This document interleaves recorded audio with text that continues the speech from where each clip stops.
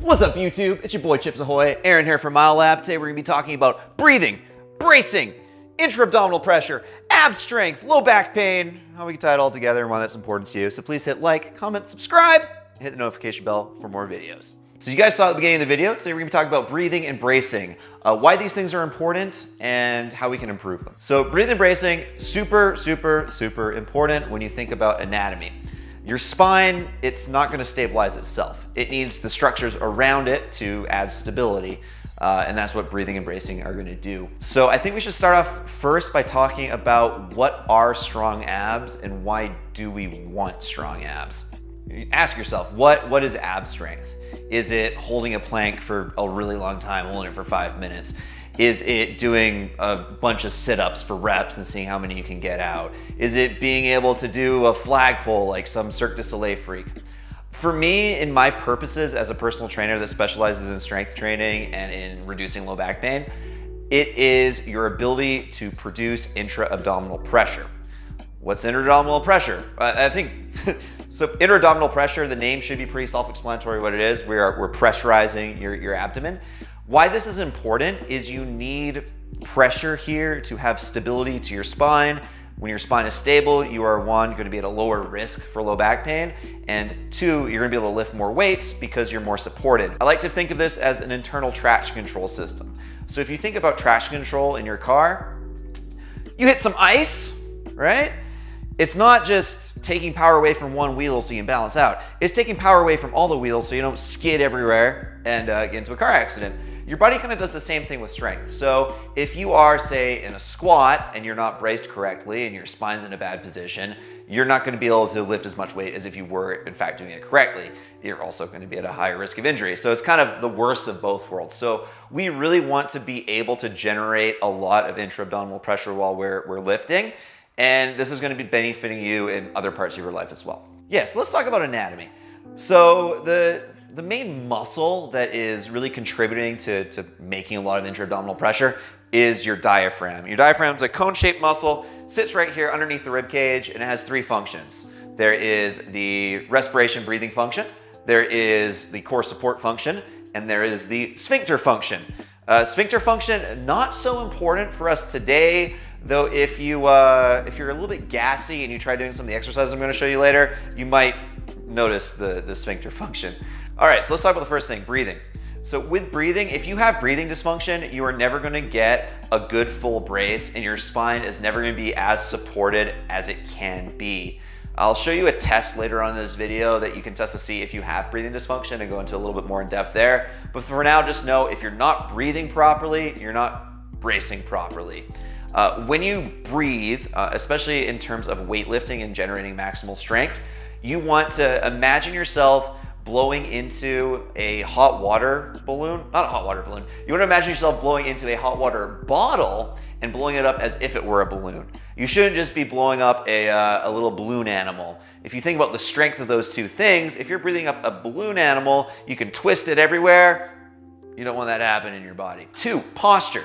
If you are in an open scissored position, or if you look at the Prague School of Rehabilitation, like Janda's upper cross, lower cross syndrome, you are not going to be able to get a good full brace either, just because the way that your joints are aligned. We don't want that. So we always should be thinking about our posture and our joint alignment in order to get a good brace. Now, bracing, I think, is the most important thing here, and that is how we're using our muscles to generate pressure and really have tone, not in like the ripped abs tone way, but in the scientific sense of the word, that they're like contracting and supporting you. We need to be able to have that brace. With bracing, we want it to be a 360 degrees around your entire abs. You can think of your diaphragm at the top and your pelvic floor at the bottom, and the diaphragm's pressuring down like a piston and creating a solid canister all throughout. You don't want any hypertonic spots in your core, and hypertonic means there's like weird pinching coming in and like creases. The best example I've ever heard for this is take a picture of Tiger Woods shirtless. No, not that one. Not that picture of Tiger Woods shirtless. That one. Boom. Notice how there's all this weird pinching that's happening around his abs, and compare that to a picture of Roger Federer shirtless. You'll notice Federer, it looks like a canister. It's very strong, very well supported.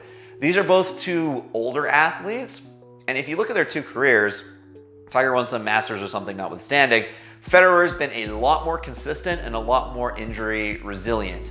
Tiger Woods, however, has had a whole lot of low back pain, injuries, and issues. So we want to be like Federer here, not like Tiger Woods. Training your abs with the intention of becoming better at bracing is very important. So your generic ab flexion exercises like a sit-up, a crunch, those are training the rectus abdominal muscle, but they're not training the neural patterns that you need in order to become stronger and a better bracer. So that's important to note too as we get later and we go out on the gym floor and I'm showing you a few exercises to do. We want to be doing those ones that are going to help increase intra-abdominal pressure, not necessarily those that are going to give you the best ripped six-pack. So I mentioned earlier that the diaphragm has those three functions. So you can't have breathing and bracing without the other one, but they're not the same thing.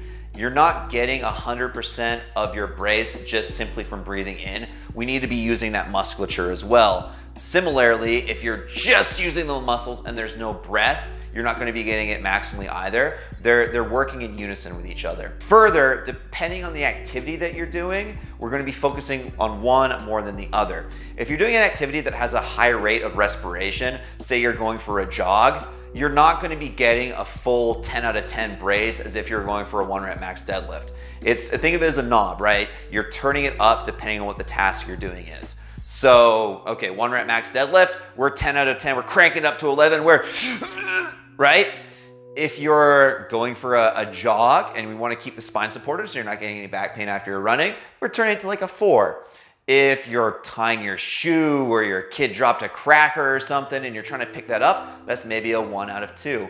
So you need to think of it as working on a continuum and adjust your breathing and bracing for the activity that you're doing. So before we get into the actual drills for improving your breathing and bracing, we need to find out if you have breathing dysfunction. So if you watch my squat video, this will be familiar to you. Link in the description below. We're gonna first start by going like we're choking. And then I want you to take in a nice deep breath, okay? So, notice how I do this, how my hands don't raise. What's gonna happen with like 99% of people I do consults with, this is what happens when they take a deep breath. And the chest raises way up, right? Why is that a problem? If you look at it from the side, and I breathe up into my chest, I am getting an excessive lordotic curve in my low back. Also, you'll notice that my pelvis is pointing down into anterior pelvic tilt. This is what's going to create, in the Prague School of Rehabilitation, Janda's upper cross syndrome, Janda's lower cross syndrome. I say specifically here, Janda's lower cross syndrome.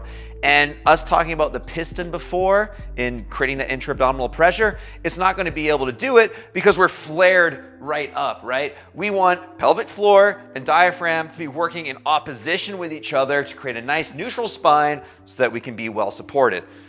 Well, how the heck do we fix this? First, thumbs, jam them into your obliques, and we're going to take a nice big deep oblique belly. We're going to take a nice deep oblique belly breath and push those out. Push it out. Notice how my abs are expanding, not just forward, but out. People hear belly breathing and think of yoga sometimes, and occasionally in yoga, it's coached to just breathe up to the ceiling and not out to the side. That's not what we want to do. We want 360 degrees of expansion around the core. Back to posture for a second. This is also a societal thing. If you're wearing a tight t-shirt, you don't want your gut to show. You're gonna suck in so you look skinnier. Similarly, like if I'm at the bar and I want to show off my cheeks, I want to show off my badonkadonk, bootylicious glutes, I'm going to be going into anterior pelvic tilt and I'm going to be sticking my chest up. So a lot of people just walk around and stand like this every day. So that dysfunction is going to get continuously ingrained in you, and you have to kind of work to get rid of it. If you're still struggling to get that diaphragmatic oblique breath and you're not really getting 360 degrees of expansion around your core, another drill I like to do is called crocodile breathing. So for crocodile breathing, you're gonna be laying on your stomach with a weight on your back, and you're gonna be using that weight to help groove and feel that expansion in the belly, specifically in the low back as well. This works better with a partner, but through the magic of editing, I will get this on my back somehow. Ta-da! You're gonna breathe in, breathe out, let that kettlebell rise and fall. And if you're not using your diaphragm to breathe and get a good belly breath, you're not going to be able to raise that kettlebell off the ground. It doesn't have to have a massive amount of movement. We just want to be able to feel it. Once you've done those breathing drills and you can feel a bit more tactile sensation in your abdomen, you can feel yourself getting a better diaphragmatic breath, we're gonna move on to the 90-90 breathing and bracing drill. So as you can see, I'm laid down on the ground. My back is completely flat. If your rib cage is flared up, make sure to push it down. You can even use your hands just to really get that sensation. If someone were to slide their hand underneath your back, there shouldn't be any room for it to get in. The spine should be completely neutral. Hips are at 90 degrees, knees are at 90 degrees. You'll notice that this is remarkably similar to the bottom of a squat because that's really what this is. And from here, you're gonna jab your thumbs into your obliques once again, and you're gonna take a nice deep breath. And once again, you're feeling that expansion by taking the diaphragm, pressing down, working in opposition with your pelvic floor. We're doing this just from breathing. We're not doing this from tensing up your muscles until you've grooved it through breathing.